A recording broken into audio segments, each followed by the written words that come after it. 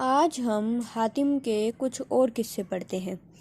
हातिम धीरे धीरे बड़ा होने लगा। साल से उम्र बढ़कर 2 साल, 5 और 10 साल की हो गई।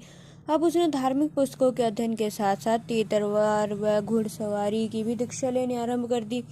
अपनी कुशागर बुद्धि की वजह से वह हर विद्या में जल्दी पारंगत होता चला गया। 10 वर्ष की उम्र में पहुंचने के बाद उसके परोपकार के लक्षण भी उभरने लगे। उसके बचपन से राज्य के अस्तबल में पला स्वस्थ हष्ट पुष्ट घोड़ा हातिम की छोटी उम्र से उसकी घुड़सवारी के काम आने लगा था।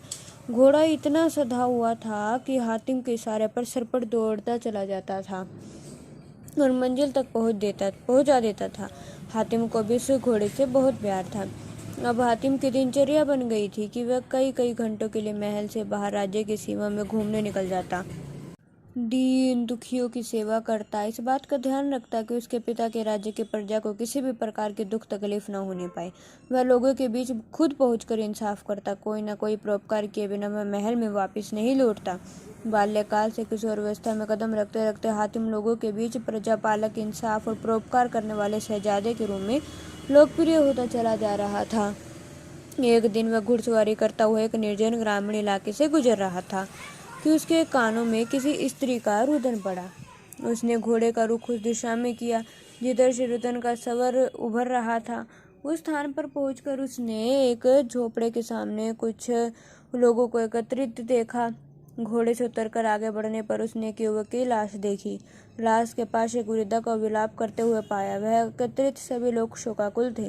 हातिम ने आगे बढ़कर पूछा तो उसे मालूम हुआ कि वृद्धा के इकलौते बेटे को सांप ने डस लिया है। माँ के बुढ़ापे का सहारा टूट गया है, इसलिए वह इतना विलाप कर रही है।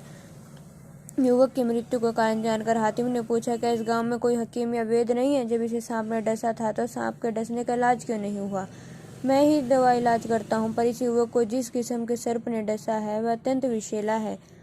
उसके जहर उतारने का मेरे पास कोई इलाज नहीं है। अपने बुजुर्गों से मैंने ऐसे विषैले सर्पदंश का बस एक ही इलाज सुना है और वह है माजूफल। माजूफल यदि मिल जाए तो सांप का जहर अब भी उतर सकता है, पर मुश्किल यह है कि हम जैसे लोगों की पहुंच से बहुत दूर है। उत्तरी पर्वत की चोटियों पर माजूफल का वृक्ष पाया जाता है। माजूफल की तेज सुगंध की वजह से उस पर सैकड़ों विषधर और भटकती आत्माएं वास करती है। 100-200 आदमी मिलकर भी माजूफल वृक्ष के पास जाकर माजूफल लाने की चेष्टा करे तो भी सफल नहीं हो सकते। विषधरों की विषैली फुफकारों से ही लोगों का प्राणांत हो जाएगा। हातिम ने मन ही मन सोचा, ऐसा जीवन व्यर्थ है जो किसी के प्राण बचाने के काम ना आ सके। फिर उसने फौरन निर्णय लेते हुए कहा, मुझे उस स्थान का पता बताया जहाँ माजूफल का वृक्ष है। मैं उसे लेने जाता हूँ। आप लोग मेरे लिए दुआ करें कि मैं अपने उद्देश्य में सफल होकर लौटूं। मुखिया ने हातिम को बहुत समझाया, माजूफल लाने में खतरे के प्रति बार बार आगाह किया, मगर वह हातिम ही क्या जो परोपकार की राह में एक बार उठा अपना कदम पीछे हटा ले। उसकी जीत के आगे मुखिया की एक न चली। हातिम ने पता मालूम किया और उसी दिशा में चल पड़ा। उसे उत्तरी पहाड़ी की चोटी पर पहुंचते देर न लगी। माजूफल वृक्ष से काफी दूर से अनेक विद्रोह ने हातिम को अपनी ओर बढ़ता देखकर एक साथ फुफकार छोड़नी आरंभ कर दी, पर नीलम परी द्वारा दिए गए ताबीज की वजह से हातिम अप्रभावित रहा। वह लगातार माजूफल वृक्ष की ओर बढ़ता रहा। उसे आगे ही आगे बढ़ता देखकर उस पर बसेरा कर रही शैतान आत्माएं भयंकर आवाजें निकालकर उसे डराने लगी, लेकिन उनका डर भी हातिम को प्रभावित न कर सका। वह तलवार लिए आगे बढ़ता रहा। अनंत वह उस वृक्ष के नीचे पहुंच गया। उसने तलवार बढ़ाकर वृक्ष से माजूफल लेना ही चाहता कि पेड़ से आवाज आई, ये इंसान मुझे लगता है तो साधारण इंसान ना होकर वीर हातिम है। अगर तू हातिम ही है तो बोल। हाँ, मेरा नाम ही हातिम है। तेरा स्वागत है हातिम। तू आराम से माजूफल तोड़कर ले जा, क्योंकि तेरे यहाँ आने से यहाँ वास करने वाली समस्त शापग्रस्त दुष्ट आत्माओं को मुक्ति मिल जाएगी। मुझे भी उन दुष्ट आत्माओं से छुटकारा मिल जाएगा जो मुझ पर हावी रहकर वर्षों से मुझे अपने बोझ तले दबाए हुए थी। इस प्रकार वृक्ष ने हातिम का परिचय पाकर सहर्ष उसे अपना फल दे दिया।